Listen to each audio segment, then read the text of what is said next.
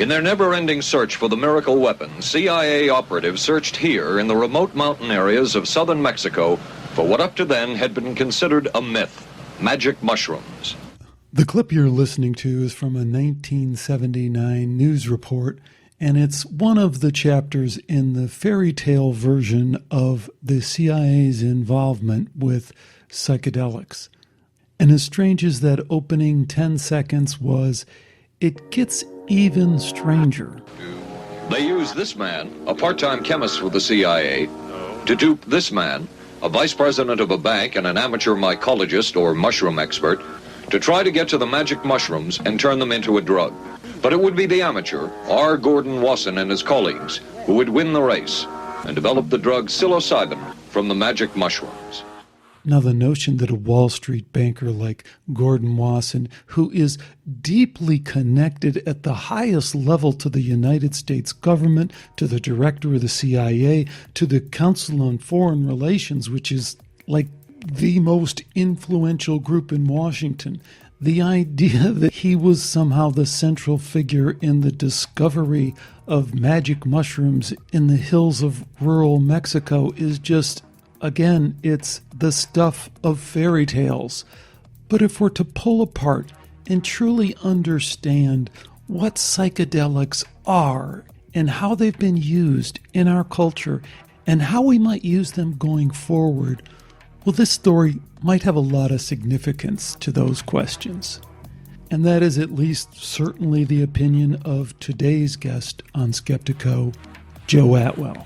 They do not have any concern whatsoever for the human value of their subjects. These are lab rats. They knew perfectly well that the drug produced psychosis, and they knew perfectly well that a fraction of the people weren't going to come back. But they went forward with the experimentations regardless. This was all used against us once. The sex, drugs, and rock and roll culture was artificial. It was used against us. It really debased and damaged our culture. And so now, as we sit here, we have this new era, new drugs, new research, new government involvement. We just aren't in a position, until we know what is controlling the government, to trust these things.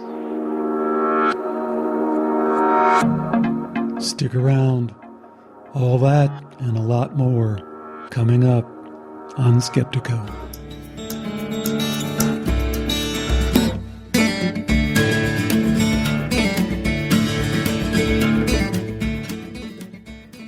Today we welcome Joseph Atwill back to Skeptiko.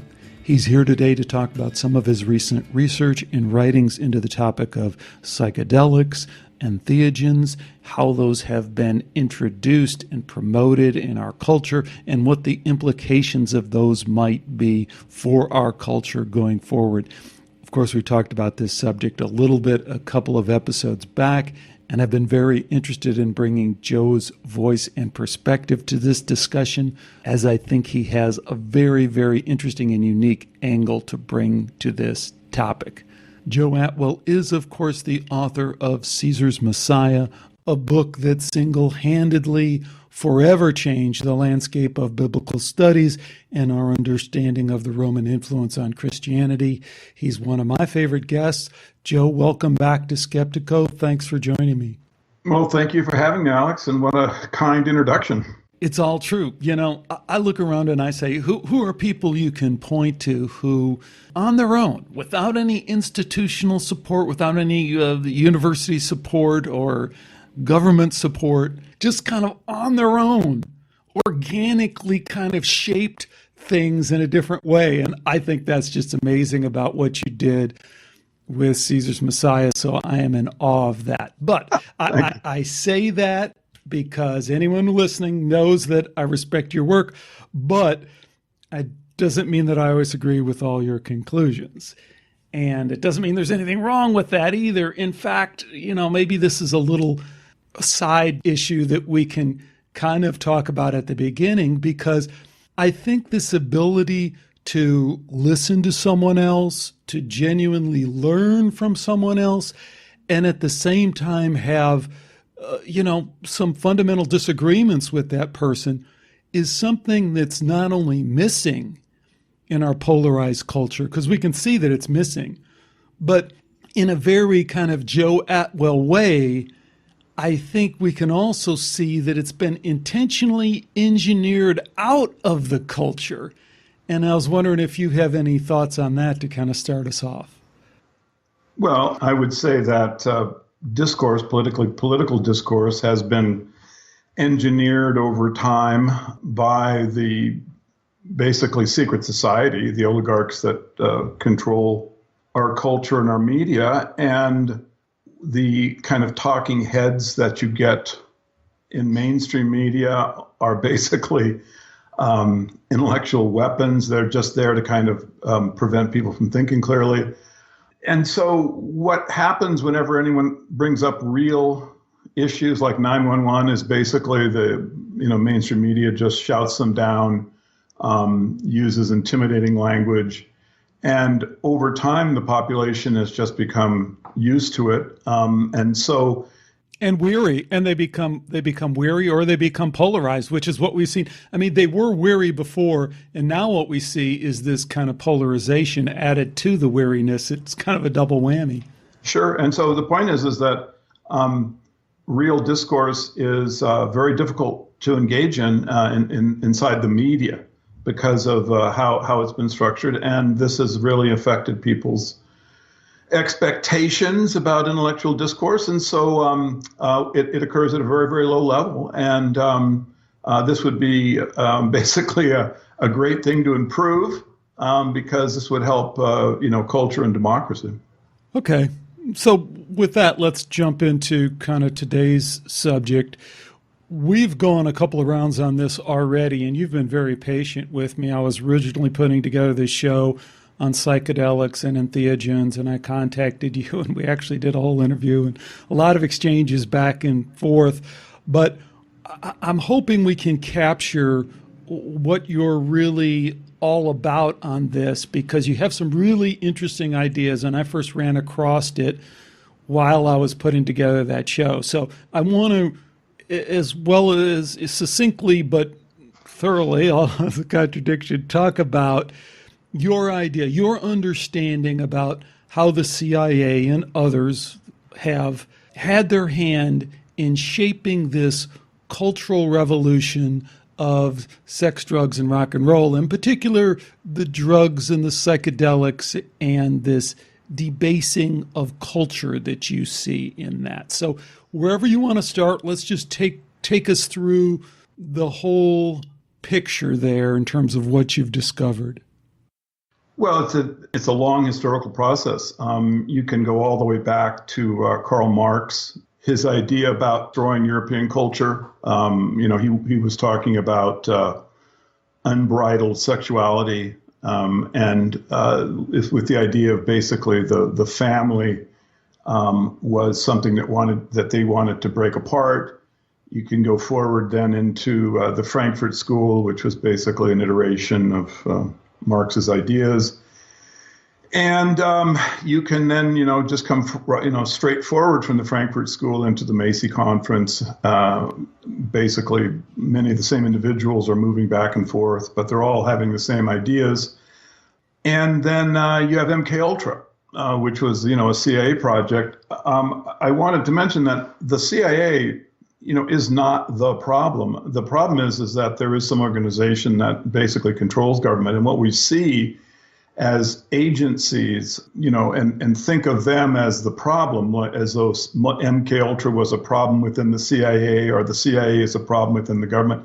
This is just not the correct way to understand it. The problem is hold on. That is such an important point. And I really want to draw that out and talk about that, because that point in and of itself requires a full hashing out. And even before I get there, though, you have a lot of really interesting points here. I want to step back to the first thing you said, because I asked this broad question. You took us all the way back to Karl Marx, and I think some people are probably going, well, wait a minute, what is he even talking about? So break down that first point of why would you want to destroy the family? Why would you want to debase culture? Why, from a kind of Machiavellian, somebody has to rule the world, it might as well be me, perspective, why would they want to do that? I would say it's because the groups have hatred toward European culture. Well, let me throw out another reason where I'm fishing for an answer here. So let me throw it out and then you can respond to it. It's that, yeah, maybe that. But the other thing is, hey, man, it's about controlling shit. So you can do your thing the way you want it to be done. You don't want people thinking freely. You don't want people doing their own thing. Even you will sacrifice progress for control. The first and foremost thing you want is control. So any way you can kind of leave people scrambling or unsure of these kind of things or just in a state of upset, it really is good if you're into control. What do you think about that in addition to what you're saying about? Well, I mean, no, that's well said and quite correct. I mean, the idea is basically atomized individuals without social and ethnic connections are far easier to control. They are incapable of rebellion. And so if you look at, what has been destroyed by the secret society in, say, the United States from the end of World War II to today, I mean, you start out with the ethnic communities, particularly ethnic Catholic communities. These were targeted and basically, pushed out into the suburbia where they just became the vast white middle class. And then from there, you began with sex, drugs, and rock and roll. And, culture started to atomize even further. They basically promoted a kind of feminism. Gloria Steinem was the CIA agent promoting a kind of feminism that would even, atomize the family a step further. The single mom with the welfare check became something that was seen as or given to the population as positive. And then, integration was also promoted. Again, it's just the idea of the more atomized that an individual is, the easier it is for the oligarchs to control. So atomized and homogenized at the same time to just make you feel isolated and alone. And like you said, how are you going to rebel when you feel you're an island, when you feel you don't have any strong group to bond to and say, okay, let's go attack the castle? Exactly. That's I couldn't say it any better. I mean, that's exactly what they had in mind, and that's exactly what they did. You can see in their creation of the sex, drugs, and rock and roll culture, a kind of a desire to use eros, the pleasure principle, so-called, to lure people away from the cultural connections that could create an organization that could basically contest the power of the oligarchs. So basically, we have been the victim of weaponized anthropology, weaponized psychology. If you look at the groups that really, have the focus of evil, I mean, inside them we see, just so many psychologists. An interesting thing for people to do is there's a video called Conversation About LSD, and, it's on YouTube. And these are individuals that were involved in the MKUltra project. And you can see the number of psychologists, anthropologists, psychiatrists. I mean, it's a collection of intellectual technique that's all been brought together for evil. Let me stop you there, Joe, because you've done some really important digging on MKUltra, and more importantly, as you so often do, you've taken some of the pieces that were always lying out there for everyone to see and kind of put them together in a new and interesting, important way. And I want to get to that.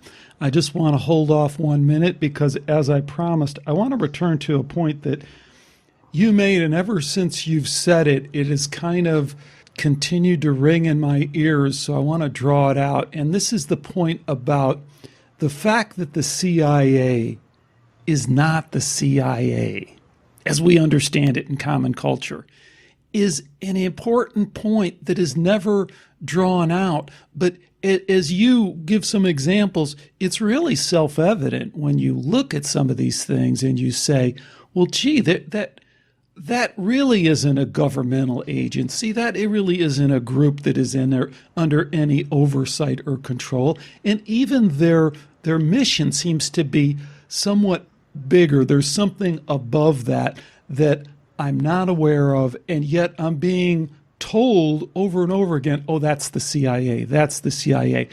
Walk us through how we know there's something above the CIA. Well, I mean, first of all, if you just look at the heads of the CIA, as the organization, came to our culture, I mean, Donovan, Dulles, Helms, these are all investment bankers, lawyers. And the idea that these would be the head of a international intelligence gathering organization just on its face is preposterous. I mean, you would think that this is more an organization created by the banking families. If you look at the precursor of the CIA, you have the OSS, and then look in the organizational charts of OSS in Europe, it's all the Mellon family, the Mellon banking family. And so you have right on its face, you have some bizarre connection into banking families and something which is supposed to be military intelligence. And then you come forward a few years and you have the MK Ultra employment of someone named Gordon Wasson. And Wasson is a person who really begins the psychedelic movement in the United States. And what is his background? Well, he is a partner in J.P. Morgan. And so this really isn't, something that could possibly be circumstantial. It's just be statistically crazy. And then, of course, when you look at, if you go out just a few individuals, you'll see that the Mellon family returns. Billy Hitchcock Mellon is in the Millbrook Mansion is where Tim Leary's living, and then they're funding the Grateful Dead. And so you can see that basically the banking families have had this tremendous impact on what's supposed to be military intelligence, supposed to be something that is under the control of democracy.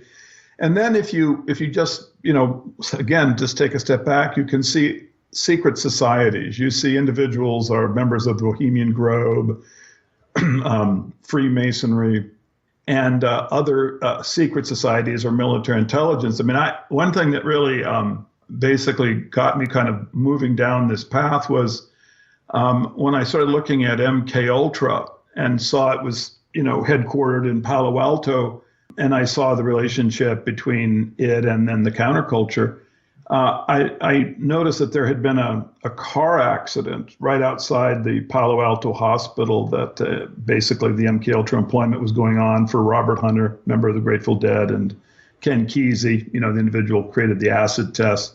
And in the car accident, a police report was created, and you have Robert Hunter and Jerry Garcia. Now, this makes sense because, they, in my opinion, are fully inside the deal, and they're helping to bring about the sex, drugs, and rock and roll counterculture.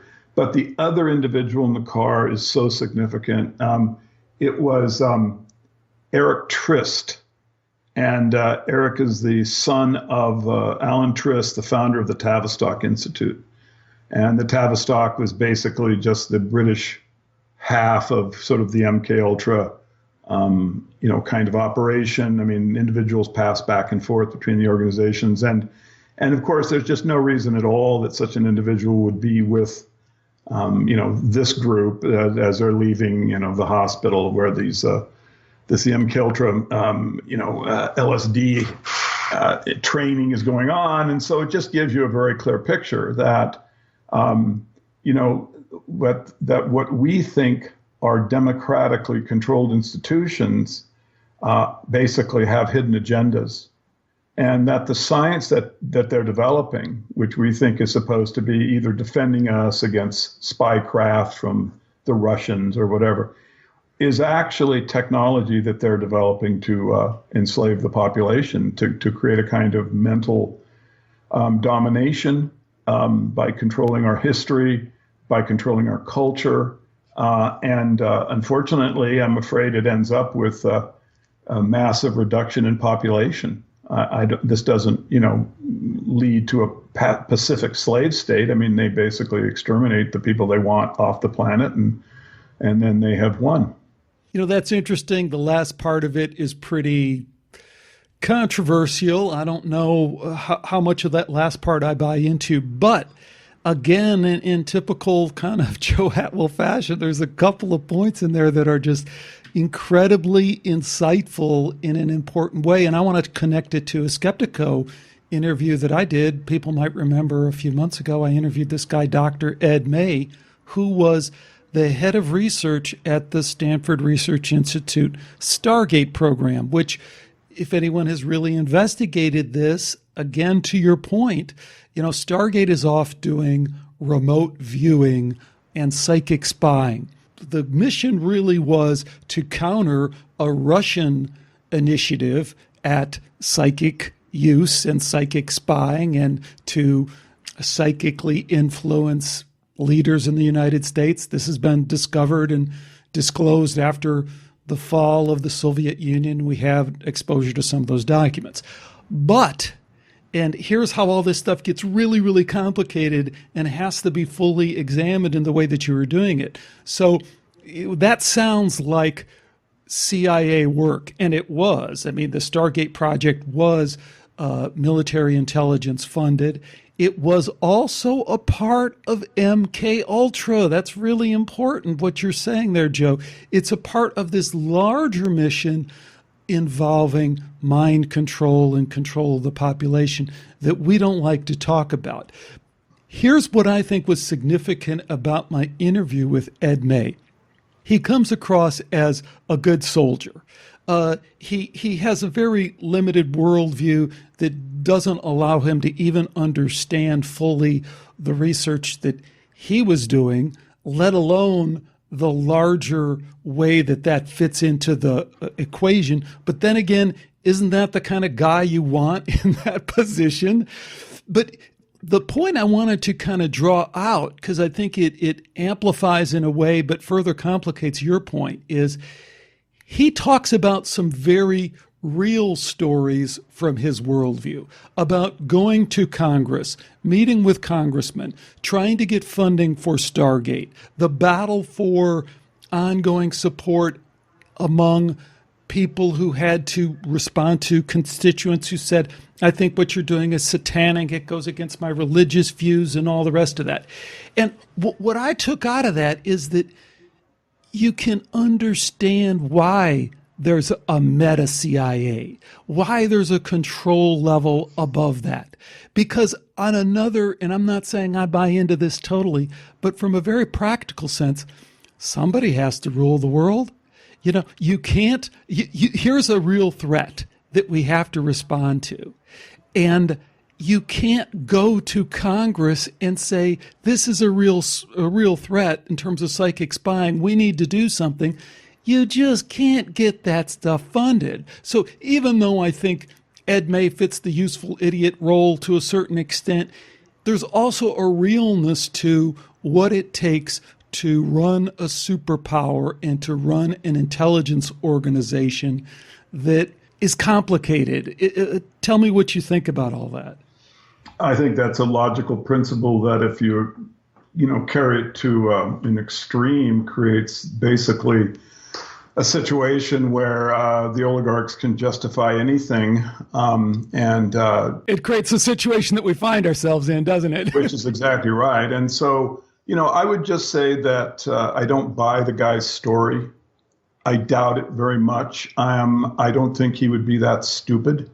I think you have to listen to the interview. Yeah, I haven't heard it, but I'll just say on its face, I don't like it because the SRI was fully exposed as doing, brain experiments which are against the law, which would damage the individuals. They were doing extremely low frequency electromagnetic wave study into, people that weren't even apprised that this kind of experimentation was going to take place. When this was found out, and this was one of the things that actually led up to the Church Commission, when this was found out, some guy in the Navy, I forget his name, but he demanded that the thing stop. I think his name was Koslov. He was some, muck-a-muck in the Navy. I think he was like the Secretary of the Navy. And he said, what the hell's going on? You got to stop this thing.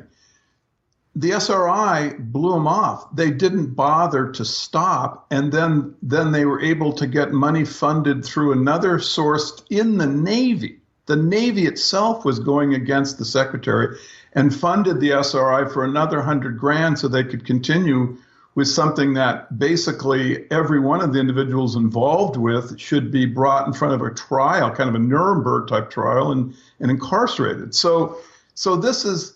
And bear in mind that what they're trying to do with this kind of a low frequency wave study is they're trying to learn how to control people like robots. This is what they're trying to do, Alex. So I'm sorry, I just, this guy may just be an absolute kind of myopic individual who can't see what's going on. But, I'm just going to err on the side of caution. And I'm just going to say, look, you have to assume that they're all dirty. And you have to assume that every single experiment that these guys are doing is either overtly dirty, it's just done for the purpose of enslaving the population, or it's something that in general could be used in some way for this project.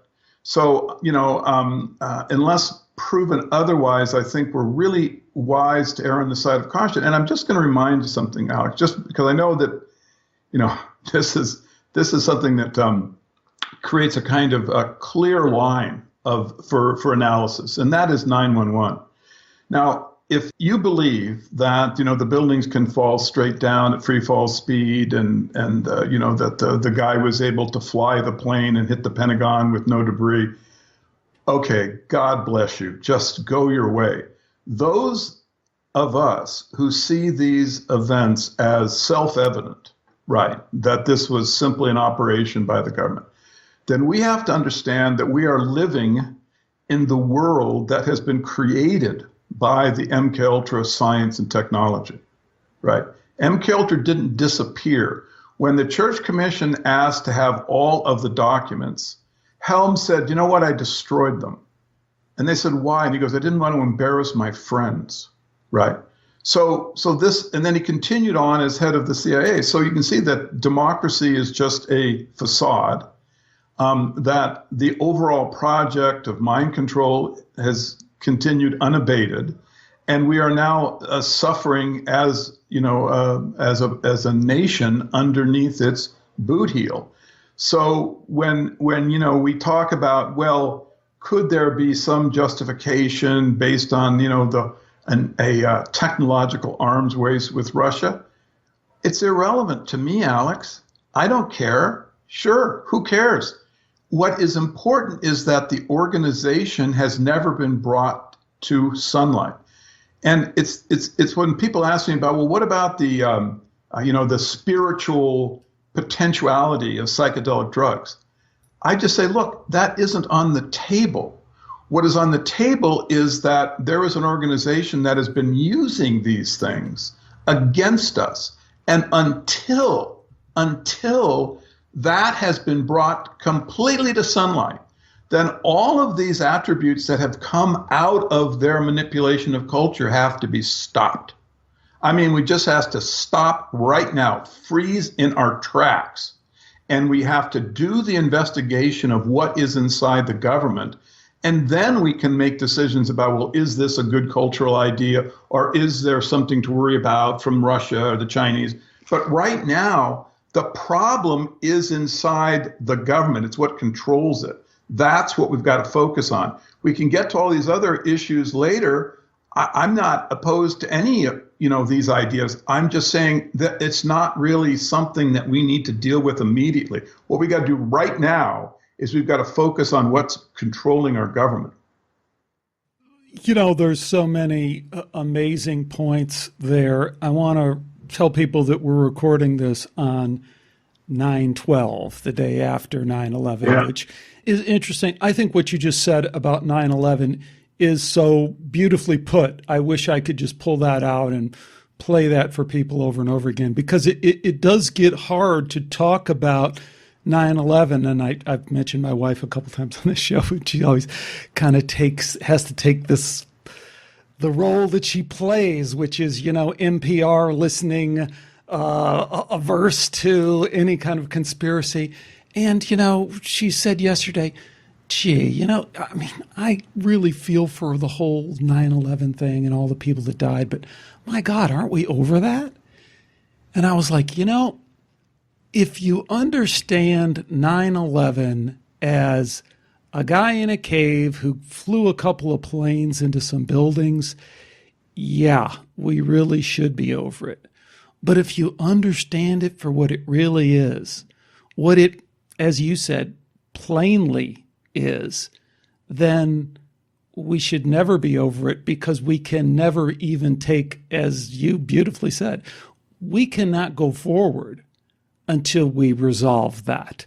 So, we're going to go on in this dialogue and we're going to leave 9/11 behind, because that's not what we're here to talk about. But I think you are spot on to bring that up and bring that center stage, because we can bounce around and talk about a million other things when we're not putting first things first, which is, hey, 9/11 was an inside job, okay? So from there, we can go forward and we can talk about anything else, but that was an inside job. Let's be clear about that.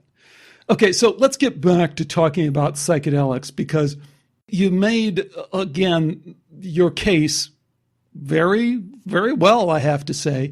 But I want to step back in history and I want you to build that case a little bit. The last time we talked, this isn't in the interview, but maybe I'll include some clips in for people. We talked about Gordon Wasson. We talked about Andrei Petrevich, people that you, as a literary analyst, like to bring to the stage and show their role. Let's talk about Gordon Wasson. Who was he? What role does he play? Why do we think this is an actor rather than a real individual? Wasson was the guy who brought psychedelic drugs to American culture. There was an article, May 1957, that described his journey into the Mexican desert. In Life magazine, which people won't remember, but I mean, this is like, this is it. You're in Life magazine, that's it, right? Yeah, it was the most powerful and most widely read magazine in the United States. It was owned by Henry Luce, Skull and Bones, Secret Society guy. And Wasson was, he was an employee. Well, he was a partner in J.P. Morgan. He was very, very high up inside the secret society.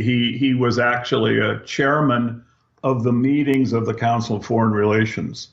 And this is just critically important because... Say that again so people don't lose sight of that. Because the way he's portrayed, and I will at this point probably interject or splice in that clip where he's on a TV show being portrayed as just this adventure Indiana Jones independent guy down there in the jungles looking at psychedelics, and then Council on Foreign Relations? Yeah, right. Doesn't make much sense, does it? Well, particularly that he would be the chairman. These were documents that were unearthed by Jan Irvin, and they are, just transparent because they basically CFR documents, and they list the individuals in the room during the meeting, and they also list basically the chairman of the organization, Gordon Wasson. So, if you know the background of the CFR, you know that it is basically the union between the banks, the military intelligence, and political power. It's a secret society. To this day, presidents and presidents that want to be reference the Council on Foreign Relations in hushed tones. I mean, you can go listen to Hillary Clinton and she says, the CFR, I get my daily marching orders. And they've been so outed that I think the power has shifted to some other secret groups. But man, anyone who has any doubts, I mean, the CFR was it in terms of where you went for power. Sure. And it's good to kind of note the sort of the secret organizations that are in back of the whole process. So you've got Skull and Bones owning Life magazine, the chairman of the Council of Foreign Relations going down to Mexico, and then saying, he had this spiritual and very positive experience, which then basically becomes the foundation story of psychedelic drugs, that they are basically from a vast and deep religious tradition, and that they will help person on their spiritual development. And, the story that Wasson told was untrue. I mean, the events were shaded in such a way to create the impression that this was an ancient God-seeking organization. And Wasson then went on with Carl Rusk and named this, category of psychedelic drugs entheogens, the God within. And, in fact, this was all nonsense. The ancient codicils and the letters from the missionary all talked about the use of mushrooms as something that, would be akin to LSD use by the deadheads. I mean, it was not something that was a spiritual development. It was more recreational or narcotic.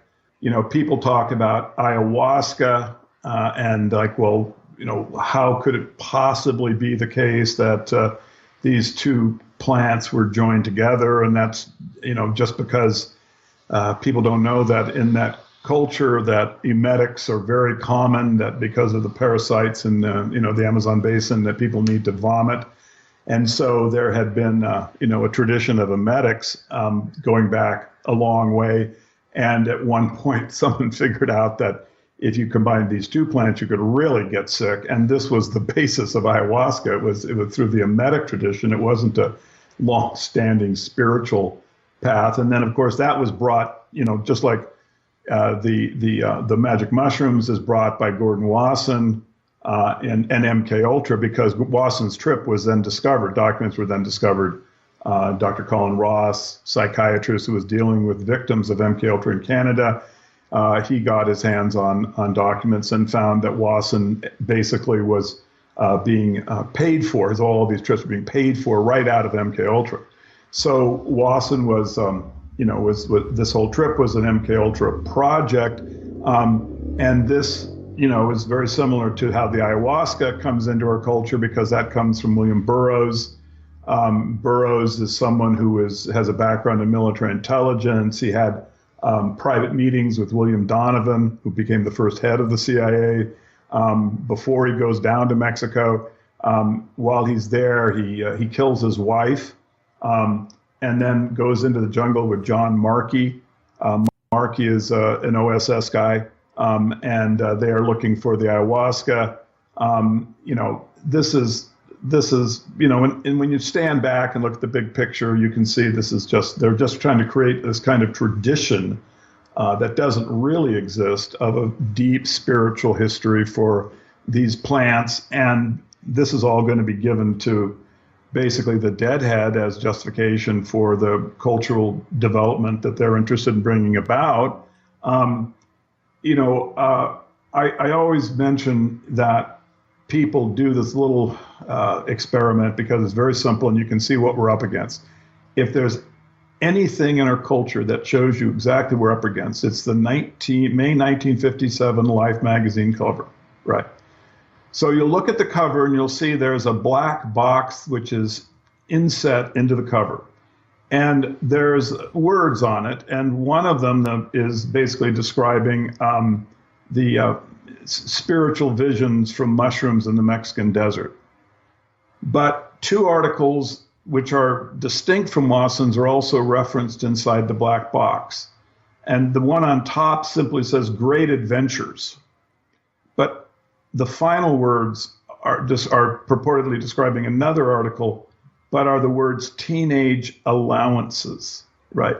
Now, I assert that once you understand that neuro-linguistic programming or coding the unconscious, you mentioned, how they were like looking at how to get at the unconscious with these different techniques. Once you understand that Wasson is representing MK Ultra, then you look at the box and you go, oh, I get it. Great adventures, teenage allowances, you see. This is what they're trying to do. This is all going to end up in Woodstock in about 12 years. So they're using neuro-linguistic programming. Basically, they have determined how to, what they think are ways to basically influence us through the subconscious. And they are just transparently using it in this, in this Life magazine cover. And so, this is, this is a place where I think the citizens should just stop, spend a little time in reflection, try to, there maybe go through the process of kind of looking a little bit at neurolinguistic programming, looking at what the MK Ultra science was in development, and then just honestly ask yourself, well, is there any possibility this is circumstance? Because I just don't think so, Alex. I'm afraid not. And so this is what we're up against, is that they are very sophisticated. They have an absolute disregard for the humanity of what could be called their subjects, right? When you look at 911, you look at the number of deaths that occurred, the people that pulled that off basically felt they had the moral authority just to kill thousands of people in what can be described as a religious ritual, right? I mean, there was really they could have done this in many other ways without having so many fatalities, but they did it this way, which means that they don't give a damn about the life, the value of existence of the people that they see as their subjects.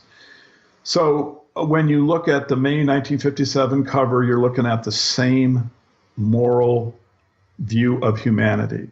You're inside the guild, or you are basically an animal.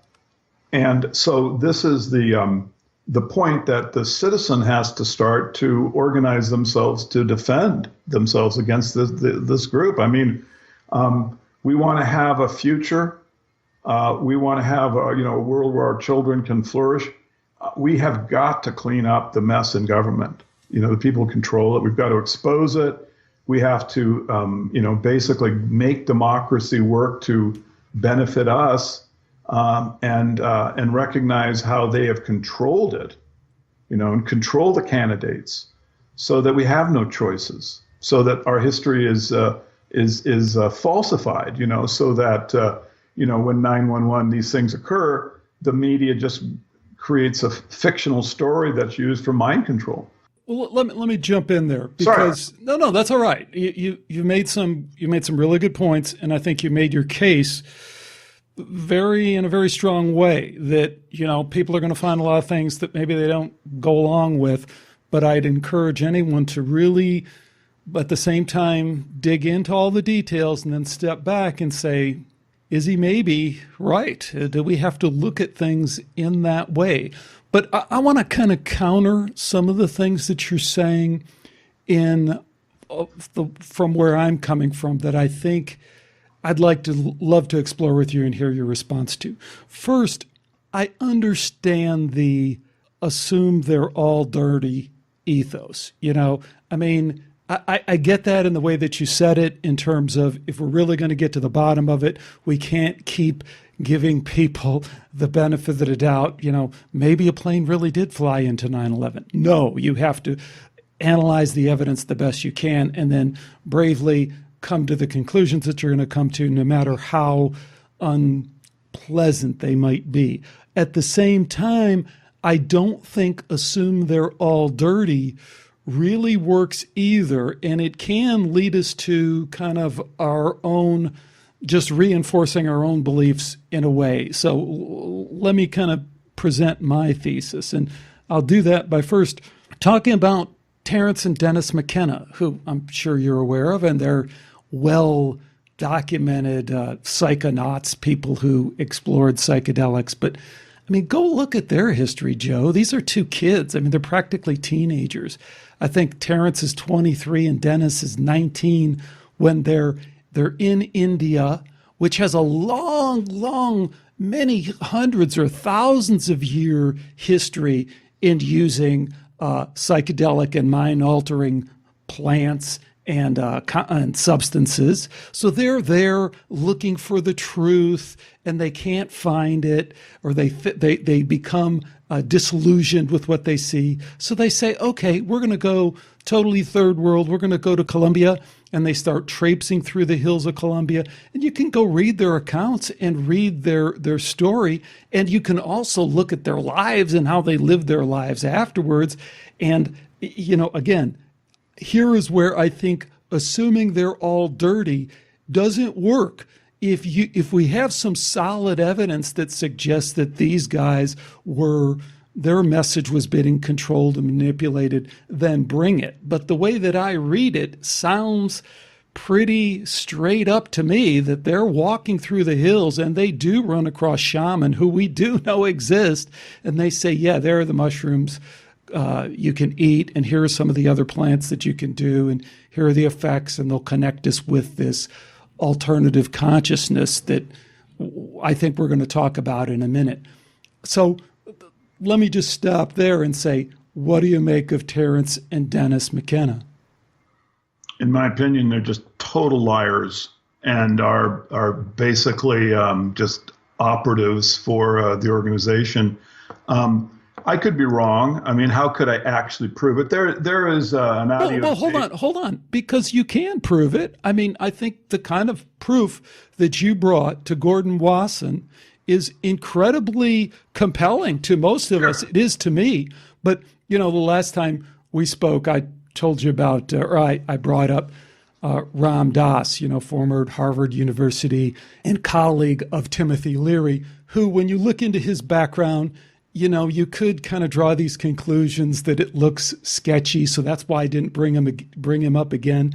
If you really look at his life and his associates and the people around him and what they say, hundreds and hundreds of people, I don't think he's at all sketchy. I think we can only take his account for what it is. Again, I don't think we can assume he's dirty, but I left him out of the discussion this time because Terence and Dennis McKenna, I've looked, I just don't see the usual kind of funny business connections with the power structure.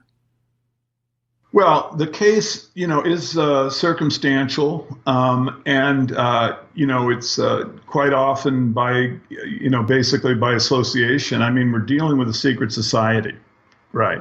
We're dealing with, people who are trained to be basically lifetime actors. And so you're rarely going to come across, fingerprints, like Gloria Steinem's outing as a CIA agent or Gordon Wasson's pay requisition for MK Ultra. They're good at hiding it. But you have a circumstantial case that I think becomes, what should be the operative reality. And with Terence McKenna, he talks so much about the mushroom. I believe it is talking. This information that he's getting, from the plant. I mean, this is rubbish and is basically is the same approach that Gordon Wasson used. But hold on, Joe, because now we're really getting at the root cause of this and the way that I think it connects with what I've investigated and with Skeptiko for the last 10 years. And that here's my working hypothesis, that I accept so much of what you're saying as being true in the debasing of culture, the weaponizing of anthropology, which I love that phrase that you've turned there. I think it's perfectly stated. And the weaponization of the mind and psychedelics as a part of that. But here's where I read the history different. I think they made a fundamental mistake in what they thought psychedelics would do and how they would be used because they had a fundamental misunderstanding about the nature of consciousness. And as I've explored on this show, that fundamental misunderstanding continues to be the dominant paradigm in science, but it is just not true. So they were operating under this paradigm, mind equals brain, that we can change the brain, and that will somehow, since the brain generates all consciousness, that will change the conscious experience. And what they didn't plan on and what they didn't understand, what they didn't see, is that consciousness is somehow, in some way we don't understand, fundamental. It's beyond the brain. The brain is, to put it in simple terms, acting like a filter or a valve in how consciousness is perceived and operated with by the human being, but we are not consciousness. And I think there's a deeper struggle, if you want to call it, this elite class, this controlling class, the oligarchs, and who knows how that whole thing is divided. But I think there's a fundamental divide even among those groups in terms of this issue of consciousness and whether we really are these biological robots that can be manipulated, or whether, as we know from a lot of these secret societies, their understanding is that there is some higher order to consciousness and there is some effect in the spiritual world that they're trying to marshal and control. But before I get too far afield, I want to bring it back to, and I got tons of evidence, scientific evidence, as we talked about in my recent episode with Cody Nacconi, and I talked about Rick Strassman, and I can give you just tons of other examples. David Nutt in the UK, all these experiments that have been done with psychedelics that all seem to point in the same direction. It's not about the brain primarily. It's pointing to a greater consciousness that is somehow fundamental. And I don't think these culture shapers knew that or saw that until they ran square into it with the psychedelic movement. What are your thoughts on that? Well, if it's not about the brain, then they don't need the drugs. So, it's not that they need the drugs, but that there is a larger consciousness, and that when you affect the drugs, you can affect the way that we interact with that larger consciousness. But it's not to misunderstand the relationship between the brain and consciousness. It's like the 50 shows I've done on near-death experience. The reason I did them is because there's kind of the final straw. I mean, consciousness extends beyond bodily death. We know that. Science and the science control mechanism fights that tooth and nail because they like the paradigm that we're under right now, which is all this very controlled biological robot kind of thing. But that's just not the nature of reality. Consciousness extends beyond bodily death. That's just the way it is. I don't know what it means, but that's the way it is. Well, as I said, if it isn't about the brain, then the oligarchs wouldn't need the drugs. The oligarchs are, the issues that you're, bringing up are really just in a separate categorical compartment. It's just the oligarchs are interested in control. They use drugs basically to produce what they see as psychosis. So when someone takes drugs and basically sees something that is not in what the oligarchs see as the real world, the world that they want to control, then they've had success. And so basically, if you look at Wasson's paper, the first, the Life magazine article, he says that the drugs produce a kind of schizophrenia. And he says that this is very positive, right? That this is something people should want to have. Just after the acid test, the Esalen Institute, which McKenna is involved with, produced the seminars on psychosis, and they all promoted psychosis as kind of this artistic and valuable state.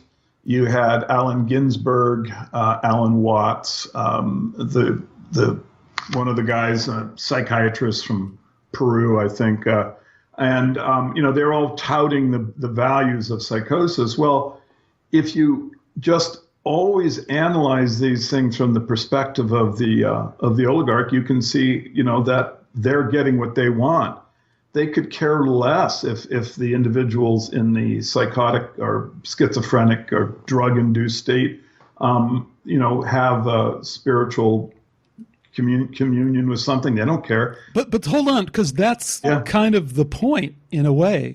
You can go all the way back and look at the experiments that we still can see, the LSD experiments that we can still see YouTubes on. And what a lot of these people that have these transformative spiritual experiences are saying is hey, I'll trump your I don't care with an even bigger I don't care. And by that, I mean, alls I care about is that transformative spiritual experience, because that is the window to the larger reality that you don't get. So you can play your little control game down here, and you can kill millions of people, and you can abuse whoever you want to abuse, but you are close to a larger reality that I now have a glimpse of. So I'm kind of more at peace with the game that you're playing. And I'm not trying to convince you of that per se, but I'm just saying that is another way to read what's going on. And it's actually what they're saying. So the people in the LSD experiments it's hilarious if one goes back and watches this, because there are these guys in these 1950s short sleeve white shirts and the thin ties, and they didn't know what they were doing. And they do this drug and they're suddenly like, man, everything I thought I knew, I don't know. It doesn't matter. And if we read the records, the experimenters are going, hey, wait a minute, this isn't exactly what we wanted or expected here, you know? So the CIA, or these control mechanisms being what they are, and this is, again, my opinion, they are more reactive than proactive, right? No one is right 100% of the time. So what these guys do is just throw crap out there and then say, oh, well, that didn't go the way we wanted. Well, how can we still use it? How can we, debase culture with it or whatever? But I can see how they could go down that path without realizing what they had unleashed. And what they had unleashed is an access, a doorway to truly a greater consciousness field. And, if I could bring it back to the interview you listened to that I gave you the clips from, Dr. Rick Strassman at University of New Mexico, who just a few years ago, relatively, was given permission to use DMT and to experiment with DMT. I mean, again, we can assume that they're all dirty, but I find no reason to assume that they're all dirty from looking at this guy's research and talking to this guy. And yet his conclusion is that his subjects of his experiment were truly transported to a different field of consciousness beyond their brain that had different characteristics.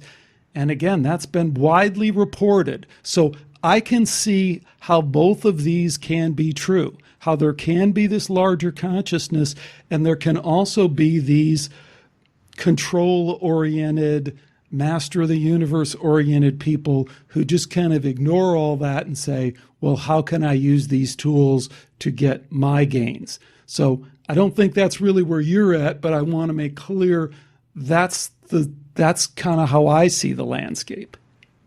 Sure. I would just point out those videos. I mean, you're looking at Sidney Cohn and Nicholas Burkell. These are both MK Ultra psychiatrists. If you analyze the questioning that they're doing of the subjects, basically these individuals should be tried for human experimentation. Right. These are like the sickest individuals that have ever crawled on the planet, because they know perfectly well that they've induced a kind of schizophrenia. And the questions they're trying to see, to what extent is the perception of reality being damaged by the drug. They're looking for how much psychosis they can produce. They're using human beings for experimentation, and there is no guarantee that these individuals are going to recover their sanity. Many people have taken that drug and have had complete psychotic breaks that they've never recovered from. And those individuals damn well knew it, Alex. So I don't disagree with you.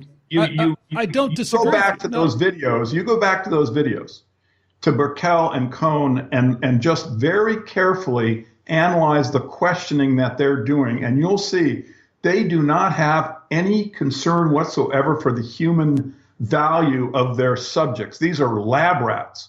And they're trying to determine the degree of psychosis that has happened.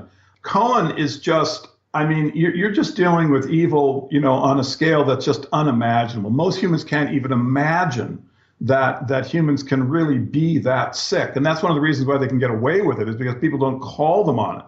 But this is the case. They knew perfectly well that the drug produced psychosis, and they knew perfectly well that a fraction of the people weren't going to come back. But they went forward with the experimentations regardless. And then, I'll tell you something.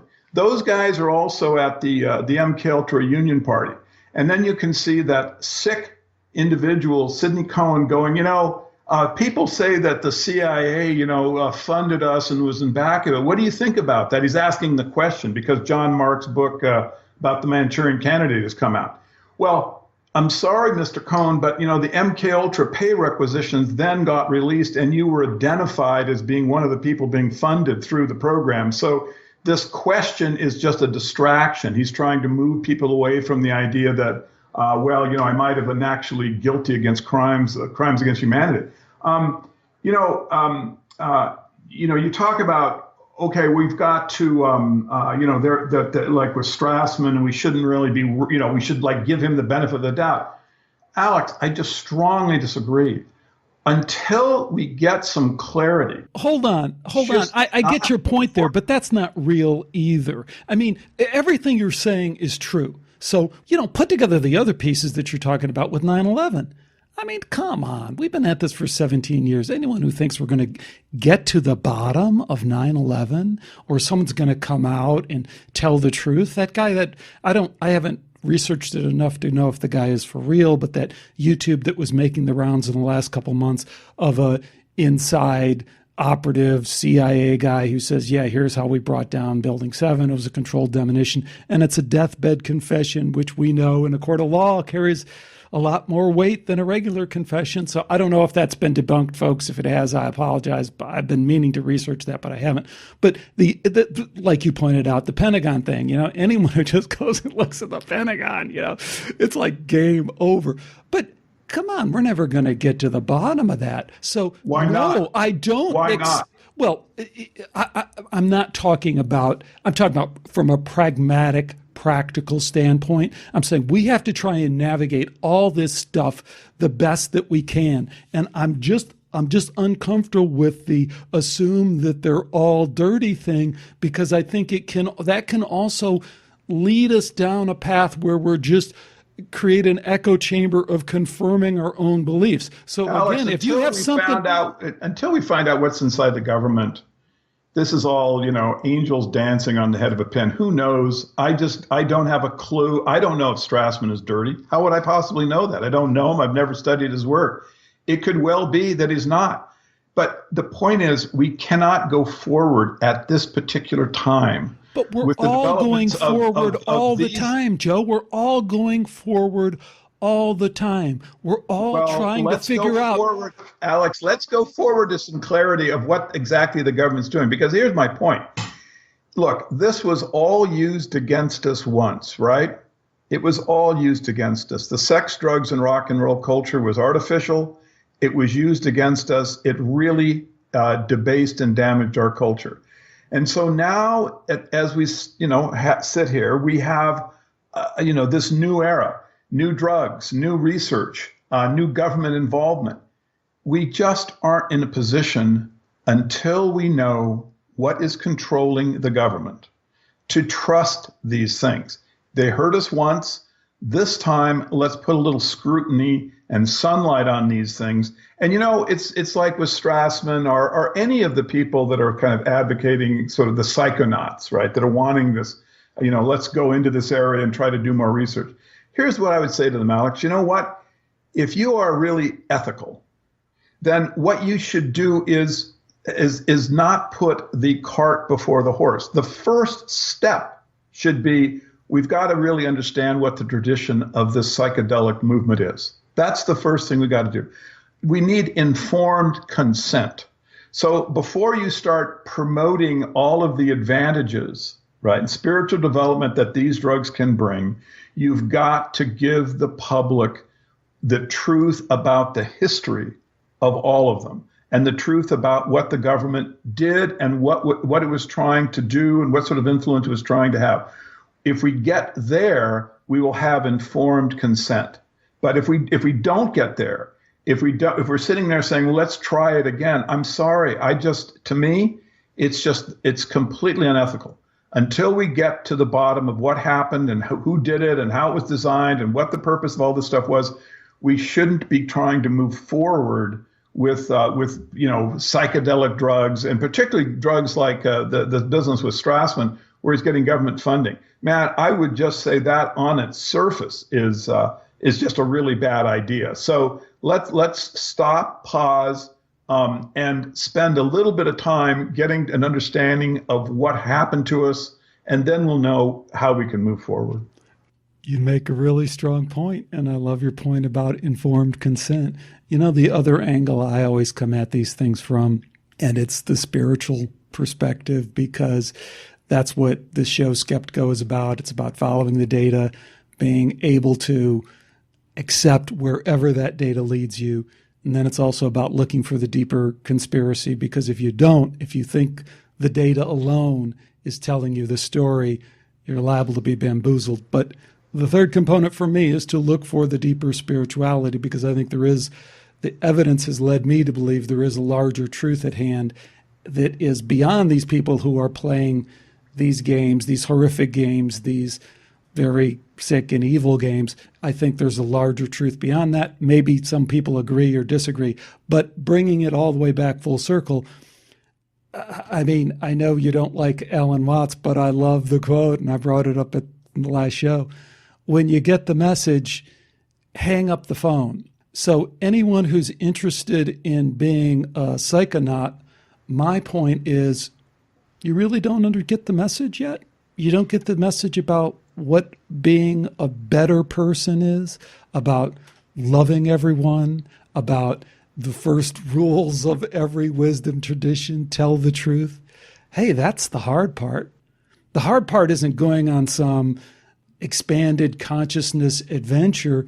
The hard part is coming back and living your life in a way that is congruent with these values that we all resonate with and say that's really how we're supposed to live our life. So I never bring that up on this show, but since you so strongly made the case against psychedelics and against entheogens, I'm not going to make that same case, because I think people can find space in there that probably makes sense inside of some greater spirituality.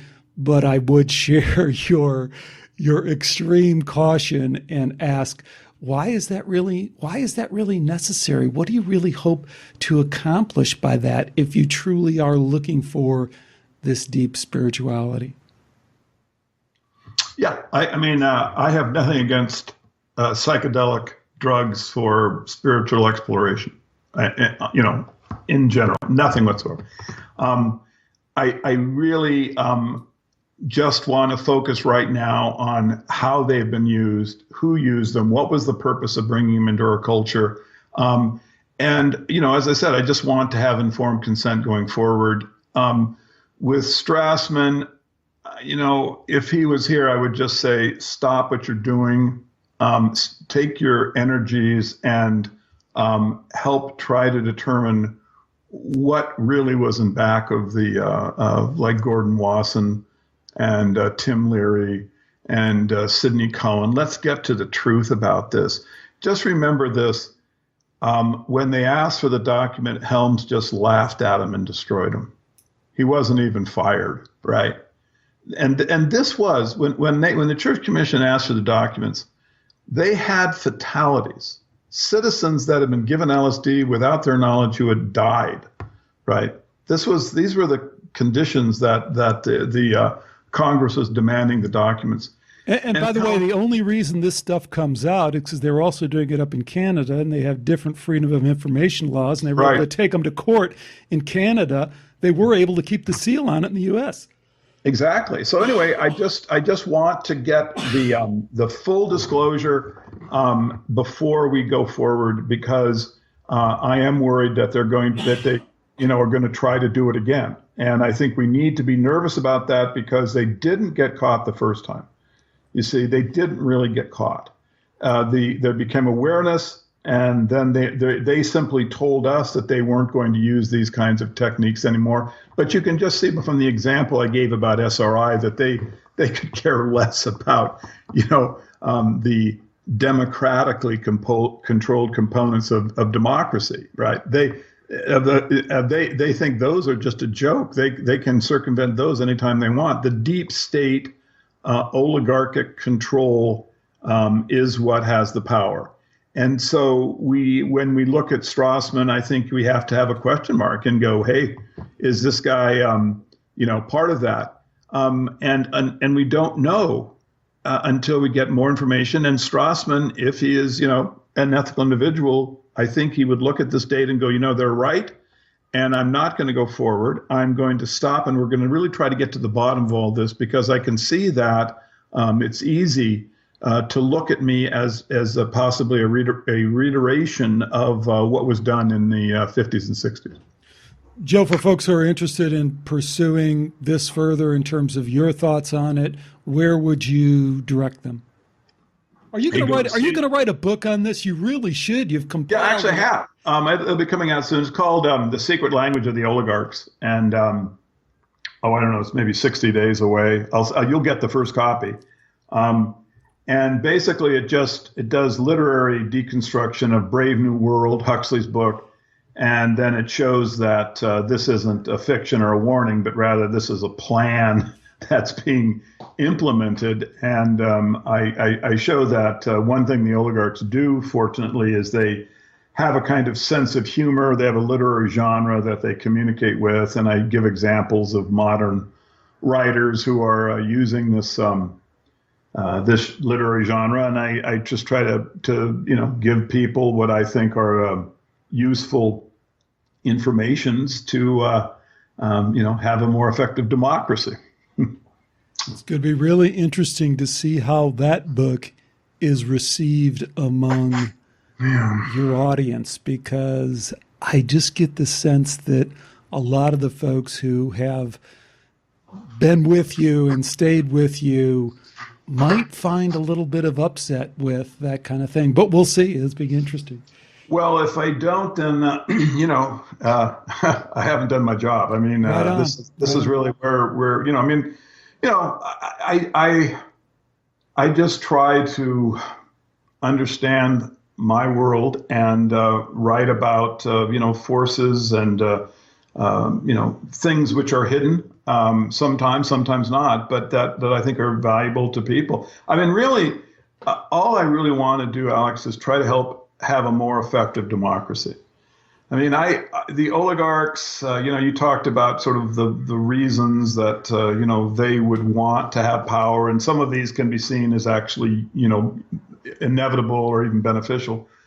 But I just see democracy now as very, very ineffective. We're lied to. We're given, candidates that are controlled by secret societies. And so our democracy just isn't effective. And I think that when you do your job and I do mine, that democracy benefits, that you have a more informed citizenry, more skeptical, more able to ask the right questions, and then hope to heaven that we start getting better candidates as a result of it. Our guest again has been Joseph Atwill. I just understood that he's coming up with a new book, Secret Language of the Oligarchs. Can't wait to see that. But we've been mainly talking about a lot of the work that they'll find at your website, right? postflaviana.org. I'll link that up in the show notes. Joe, it's been great, as always, having you on. Thank you, Alex. Talk to you soon, I hope. Thanks again to Joseph Atwill for joining me today on Skeptiko. One question I'd have to tee up from this interview: how much should we be concerned about the government's past, present, and future interest in manipulating consciousness through psychedelics? So as you heard, Joe and I squared off on some of these issues, and I disagree with some of his points. But again, in typical kind of Joe Atwill style, I think he's revealed something extremely important that overshadows any minor disagreements I might have with him. And that is, what the hell is the deep state doing trying to manipulate consciousness with drugs? So I asked the question, but I kind of tipped my hand in terms of where I'm leaning. Love to hear your input, your thought, your challenge to anything that came up for you in this interview. Of course, the place to do it is through the Skeptiko website, Skeptiko. You can download any of the 350 previous shows. I wrote a book a while back. I never mentioned the book. I probably should. My publisher would appreciate if I did. He'd appreciate if you buy the book, Why Science is Wrong About Almost Anything. I have to do a better job of mentioning that, and I will probably even put it on the website. Wow, what an idea there. Anyways, go to the website. You can also check out the Skeptiko forum. Connect with me there, connect with me Facebook, or any way you might choose. Have a couple interesting shows coming up. Stay with me for all of that. Until next time, take care. Bye for now.